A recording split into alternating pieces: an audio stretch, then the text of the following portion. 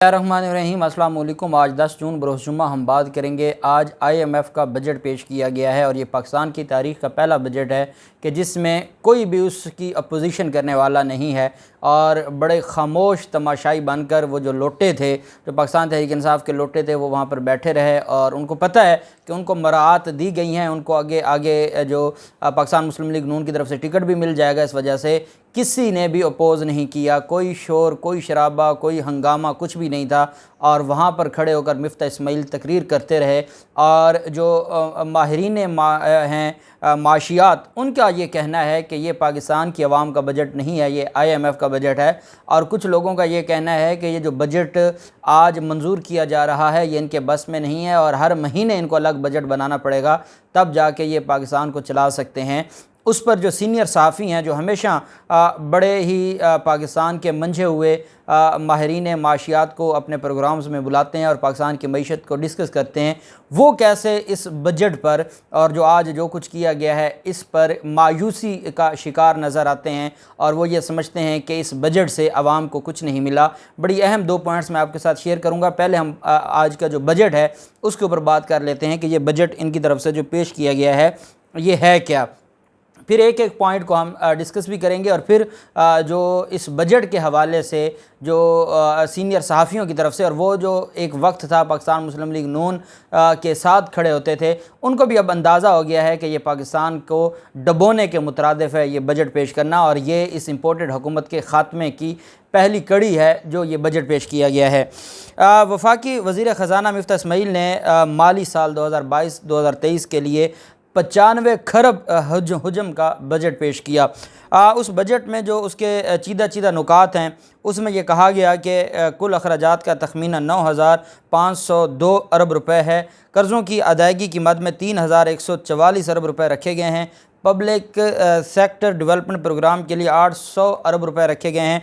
मुल्की दिफा के लिए 1,523 अरब रुपए रखे गए हैं। सिविल इंतज़ामिया के अखराजात के लिए 550 अरब रुपए रखे गए हैं। पेंशन की मद में 530 अरब रुपए रखे गए हैं। सब्सिडीज़ के लिए 699 अरब रुपए रखे गए हैं। ग्रांट्स की मद में 1,242 अरब रुपए रखे गए हैं। बेनज़ीर इनकम सपोर्ट प्रोग्राम की मद में 364 अरब रुपए रखे गए हैं। 1 करोड़ तलबा को बेनज़ीर स्कॉलरशिप दी जाएगी। तालीम के लिए 109 अरब रुपए बजट में मखसूस किए गए हैं। और अब एक चीज़ आप ज़हन नशीन रखें कि तालीम के लिए 109 अरब रुपए हैं और हमारा जो मुल्की दिफा का बजट है 1,523 अरब रुपए का है और जो पाकिस्तान की जो फ्यूचर है, मुस्तकबिल है, उसके लिए 109 अरब रुपए सिर्फ बजट रखा गया है। कम से कम 1 लाख से ज़्यादा माहाना तनख्वाह पर टैक्स होगा और 40,000 माहाना से कम आमदन वालों को माहाना 2,000 रुपये दिए जाएंगे। और वो जिसके ऊपर कि वो 2,000 कहाँ रखेंगे, उनको तो उसकी सिक्योरिटी के लिए भी 3-4 बंदे रखने होंगे। 2,000 रुपये है जो हुकूमत आवाम को देगी।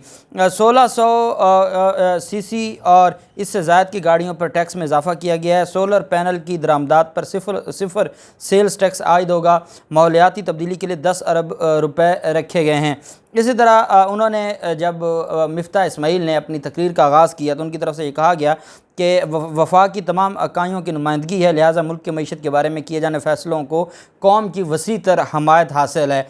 अब कौम की वसी तर हमायत यही है कि इसके ऊपर ये आज का जो बजट था इसमें अगर किसी को रगड़ा गया है तो वो शरीफ पाकिस्तानी हैं जो टैक्स भी अदा करते हैं, जो फाइलर भी हैं और जो पाकिस्तान में जो आइन और कानून को मानने वाले हैं उन पर टैक्स आयद किए गए हैं। और जो नॉन फाइलर हैं, जो पहले टैक्स नहीं देते, टैक्स चोरों का ये बजट है। टैक्स चोरों को इन्होंने सहूलत दी है और जो इसमें फाइलर थे, जो इनकम टैक्स जमा करवाते थे, जो रिटर्न जमा करवाते हैं, उनको इन्होंने रगड़ के रख दिया है। और आप अंदाज़ा लगाएं कि 1 लाख से ज़ायद, आप जानते हैं कि अब जो जॉब्स कर रहे हैं सारे पढ़े लिखे लोग हैं जो जॉब्स करते हैं। अगर किसी की 1 लाख से ज़ायद तनख्वाह होगी तो उसमें से इन्होंने उसका तीसरा जो 30% तक काटने का ऐलान किया है हर महीने। तो फिर आप बताएं कि जो 18-18 घंटे नौकरियां करके पैसे कमाते हैं, महंगाई आपने उन पर इतना बोझ लाद दिया है कि जो 1, सवा 1 लाख, 1.5 लाख कमाने वाला था अब वो घर नहीं चला सकता और उस पर आपने इतना बड़ा टैक्स आयद कर दिया है सिर्फ इस वजह से कि वो पहले भी आपको टैक्स देता था। तो वो सिर्फ बिजनेसमैन को, जो बिजनेसमैन गैर कानूनी तरीके से जो FBR में उस तरह दर्ज नहीं है, रजिस्टर नहीं है, या FBR को वो हमेशा अपने वकला के ज़रिए जो है वो गलत रिटर्न जमा करवाते हैं, उनको फ़ायदा दिया गया है और अवाम उन्नास के लिए इसके लिए कोई भी जगह नहीं है। अब ये बजट पेश किया जा रहा है और उसके ऊपर वफाकी वज़ीर ख़जाना पाकिस्तान तहरीक इंसाफ की जो हुकूमत है, जिस हुकूमत के बारे में ख़ुद कल इन्होंने एक प्रेस कॉन्फ्रेंस करके कहा है कि 2021-22 का जो भी अहम जो चीज़ें थी उन पर जो अहदाफ रखे गए थे वो पूरे ही नहीं हुए, बल्कि वो उससे आगे बढ़े हैं। जब ये ख़ुद मानते हैं तो फिर ये बताएं कि आज बजट की तकरीर में वफाकी वज़ीर ख़जाना सारा मलबा पिछली हुकूमत पर डालते हुए कहते हैं कि जो पाकिस्तान है, पाकिस्तान के ये हालात इनकी तरफ से किए गए हैं और ये PTI इसकी ज़िम्मेदार है। ज़रूरी शोबे की जो तरक्की है पाकिस्तान में, सबसे बड़ा जो हमारी मार्केट है वो ज़रूरी शोबा है। ज़रूरी शोबे में डीज़ल से बढ़ के तो कोई अहम चीज़ नहीं है, खाद से बढ़ के कोई अहम चीज़ नहीं है। उनको खाद में, डीज़ल में कहीं कोई सब्सिडी नहीं दी गई। जब आप 200 रुपये का डीज़ल का 1 लीटर देंगे तो मुझे बताएं कि कौन सा है। और गरीब को जो सोलर पैनल है वो लगाने के लिए 4-5 लाख रुपए पहले लगता था, अब आपने वो सोलर पैनल महंगे करके वो 15 से 20 लाख रुपए कर दिए हैं। वो कैसे वो लगवाएगा और फसलें काश्त करेगा? और गरीब का तो आपने कचूमर निकाल के रख दिया है। उसकी वजह क्या है? उसकी वजह यह है कि गरीब दुश्मनी आप हमेशा से, क्योंकि आप हैं आपकी जो सोच है वो ये है कि ब्यूरोक्रेट्स में फिर हमारी जो इस्टेब्लिशमेंट आती है, जो हमारे दिफाई इदारे हैं और हमारी अदलिया है, हमेशा आपने उनको नवाजा है या आपने ताजरों को नवाजा है जो आपके सबसे बड़े इन्वेस्टर हैं, जो आपको इन्वेस्ट करते हैं। इसके अलावा आपने गरीब का तो कुछ सोचा नहीं है। यही वजह है कि ये जो बजट है इसको सामने रखते हुए, और अब आप अंदाज़ा लगाएं कि इन्होंने जो मुख्तलिफ़ घराने हैं जो पाकिस्तान के मोहसिन हैं, उनको जो बजट में उनका पैसा रखा है वो भी आप सुन लें। अब इनकी तरफ से ये कहा गया है कि जो 20,000 रुपये साबका हुकूमत ने 20,000 रुपये कर्ज़ा लिया और उस कर्ज़े को भी इनकी तरफ से कहा गया कि हम अदा करेंगे। अच्छा, एक अहम चीज़ है वो ये है कि नवाज़ शरीफ के दौरे हुकूमत का जो बजट था उसको भी कौम के सामने रखा गया है और कहा गया जी कि क्या बात है, नवाज़ शरीफ जब थे तो उस वक्त हमारे पास इतना पैसा था जो अब हमारे पास इमरान खान सारा कुछ खा गए हैं, कुछ भी नहीं बचा। अगर इमरान खान सारा कुछ तबाह कर गए हैं तो फिर आपको क्या ज़रूरत पड़ी थी आप इस तरह से इम्पोर्टेड हुकूमत लेने की, और आपने पूरे के पूरे निज़ाम को तबाह बर्बाद कर दिया है। मैं आपको सिर्फ एंकर इमरान खान की तरफ से एक बड़ी अहम स्टेटमेंट दी गई है इस बजट के बाद। एंकर इमरान खान कहते हैं कि मैंने जितने भी हमारे जानने वाले हैं जो मुआशियात को जानते हैं, जो फाइनेंस को जानते हैं, जो इकनॉमिक्स के माहिर हैं, वो ये कहते हैं कि ये जो बजट है ये एक सिर्फ दिखलावा है, इसमें कुछ भी नहीं है। हर महीने जब तक ये हुकूमत नया बजट नहीं देगी ये हुकूमत इस बजट पर अमल दरामद कर ही नहीं सकती। और कामरान खान की तरफ से आप देखते हैं कामरान खान के प्रोग्राम में अक्सर वो जो मुआशियात के माहिरीन हैं उनको बुला के वो उस पर डिबेट करवाते हैं। उनकी तरफ से जो स्टेटमेंट दी गई है वो कहते हैं कि मैंने जब माहिरीन मुआशियात से डिस्कस किया तो उसके बाद मैं इस नतीजे पर पहुँचा हूँ, आप अल्फाज सुनिएगा, कि पाकिस्तान टैक्स चोरों, टैक्स नादहिंदगान लोगों के लिए जन्नत रहेगा। आज के बजट में पूरा एहतमाम किया गया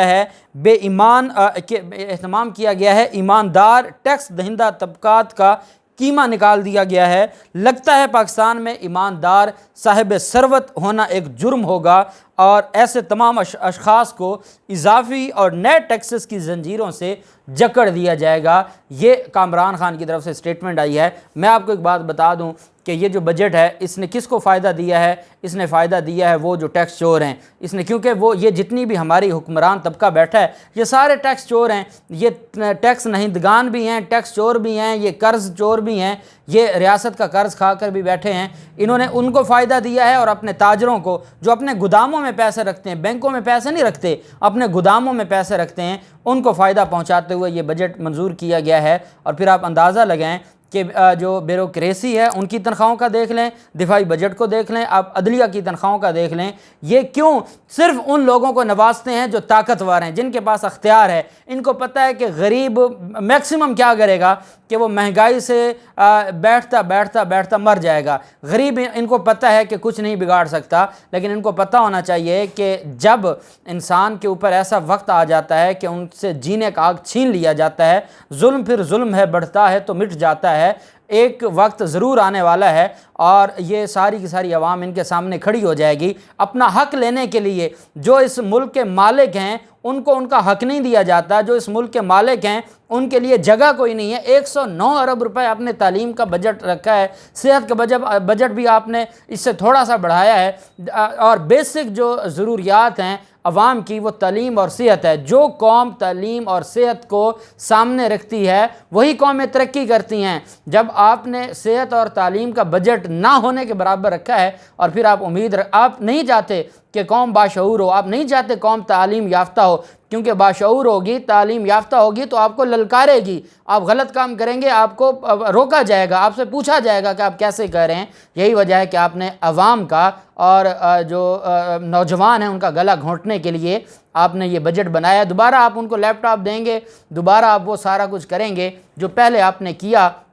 उसमें भी आप अपनी कमीशंस बचा बचा के सारे मामलात करेंगे। गरीब को वो 2000 ही देंगे और 2000 के बाद मरीम नवाज़ एसी में बैठ कर ये कहेंगी कि मुझे पता है कि, और मैं कभी कभी सोचती हूँ, मेरे दिल में तकलीफ़ होती है कि हम एसी पर बैठते हैं और लोगों के पास पंखा भी नहीं है। ये बात करते हुए इन लोगों के अंदर कोई इंसानियत ही नहीं बची और ये किसी हद तक भी जा सकते हैं। अल्लाह पाक हमें इनसे महफूज रखे, अल्लाह पाक हमारे मुल्क को इस सारे जो मसाइल हैं इससे निकाले। बहुत शुक्रिया। अल्लाह हाफ़िज़। पाकिस्तान ज़िंदाबाद।